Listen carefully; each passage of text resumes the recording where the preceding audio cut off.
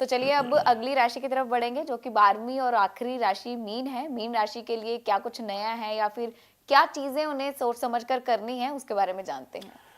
Neha, mean राशि के जातकों के लिए ये जो 17 जनवरी शुरू हुई है, उस समय शनि की पहली ढैया शुरू होगी 7:30 की।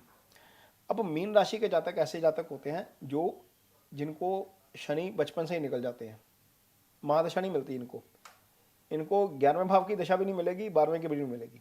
अब खत्म हो गया इनका जो काम, इनके ऊपर महादशा नहीं आएगी, इनको सिर्फ 7:30 आती है या ढैया आएगी। 7:30 परेशान करती नहीं है, क्योंकि वो जल तत्व की राशि है। शनि वहां पर आकर ठंडे हो जाते हैं। फायरी साइन में आकर शनि बहुत खराब प्रभाव करते हैं, लेकिन जल तत्व की राशि में शनि अच्छा प्रभाव करते हैं, यानी कि खराब प्रभाव ज्यादा नहीं करते। बावजूद इसके, चूंकि शनि 12वें हैं, जहां जहां पर शनि की दृष्टि है वहां पर वो फल होगा, वहां पर ध्यान रखना पड़ेगा। लेकिन चूंकि गुरु शुभ गोचर में आ गए हैं, धन स्थान में है, तो वो चीजें काफी बैलेंस भी करेंगे। लेकिन धन स्थान के ऊपर शनि की दृष्टि है, ये धन को खोरा लगाने का काम कर सकती है। लेकिन चूंकि गुरु यहां पर है, वो चीजें बैलेंस कर देंगे। गुरु की दृष्टि कर्म स्थान के ऊपर जा रही है, तो निश्चित तौर पर आपका कर्म, आपका प्रोफेशन, आपका जॉब, आपका कारोबार आगे बढ़ता रहेगा। वो गुरु के प्रभाव के कारण बढ़ेगा। शनि की दृष्टि छठे में जा रही है नेहा, तो छठे भाव रोग, ऋण, शत्रु तीनों का भाव है। यदि कोई मामला आपको लगता है कि लिटिगेशन पड़ रही है, तो कोशिश करिए उसको अवॉइड कर दीजिए। यदि कोई व्यक्ति बोल रहा है कि भाई साहब मेरी गारंटी दे दीजिए, नहीं देनी। यदि कोई बोल रहा है कि पैसे दे दीजिए उधार, मैं आपको दे दूंगा, वो कल आपका कभी नहीं आएगा, वो मुश्किल हो जाएगी, आपका पैसा फंस जाएगा, ये चीज़ नहीं करनी है। पैसा कोशिश करिए कि उधार भी मत पकड़िए, वो भी आपका लटक जाएगा, क्योंकि ये कर्ज का भी भाव होता है। तो ये ध्यान रखने की जरूरत पड़ेगी। शनि की दृष्टि नेहा 9वें स्थान के ऊपर पड़ रही है, भाग्य स्थान है। राहु की भी दृष्टि है, राहु चंद्रमा के ऊपर से गोचर कर रहे हैं। ओवर थिंकिंग बहुत करवाएंगे। दोनों ग्रह शनि और राहु, शनिवत राहु, कुजवत केतु, ये दोनों ग्रह एक ही तरह से काम करते हैं। जब राहु और शनि दोनों एक ही तरीके से काम करने वाले ग्रह भाग्य स्थान को देखेंगे, वहां पर भाग्य स्लो हो सकता है, यानी कि आपको एफर्ट का फल, जो आप काम कर रहे हैं उसका फल मिलने में थोड़ी सी देरी हो सकती है। हो सकता है कि आपको उसका फल आप एक्सपेक्ट कर रहे हैं कि 2 महीने में मिल जाए, आपको 4 महीने लग जाए, 5 महीने लग जाए। वहां पर आपके एफर्ट्स, जो जो आपके वो जो टेम्परामेंट है उसको शनि टेस्ट करते हैं, आपके पेशेंस को शनि टेस्ट करते हैं। तो यहाँ पर निराश होने की जरूरत नहीं है। वो भाव नेहा अध्यात्म का भाव है।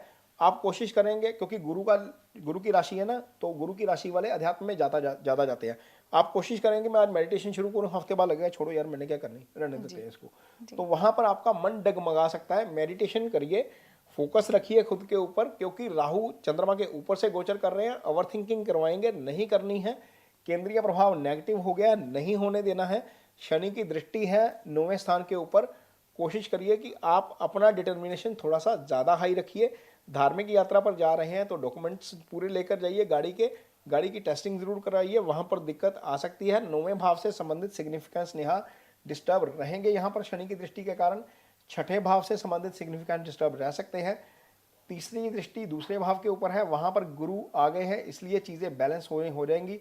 धन को लेकर, आय को लेकर कोई ज्यादा दिक्कत नहीं आएगी। लेकिन इसके बावजूद वो जो सावधानियां हैं वो जरूर करनी चाहिए। शनि की 7:30 के उपाय जरूर करने चाहिए। शनिवार मंदिर जाइए, शनिदेव को माथा टेकिए, छाया पात्र में अपना फेस देखिए, तेल अर्पित करिए और दान जरूर करिए। शनि का लगातार करते रहिए। नेहा, मीन राशि के जो जातक हैं उनको अपनी मजबूती के लिए, अपनी हेल्थ के लिए बच्चों की एजुकेशन स्पॉन्सर कर देनी चाहिए।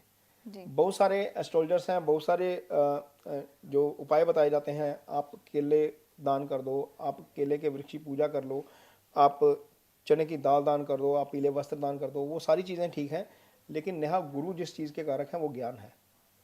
यदि हम ज्ञान को स्प्रेड करते हैं, यदि हम किसी एक बच्चे की एजुकेशन को स्पॉन्सर कर देते हैं, तो उससे बड़ा कोई पुण्य नहीं हो सकता, उससे ज़्यादा गुरु खुश किसी चीज़ से नहीं हो सकते, क्योंकि आपने गुरु की उस ज्ञान को आगे बढ़ा दिया।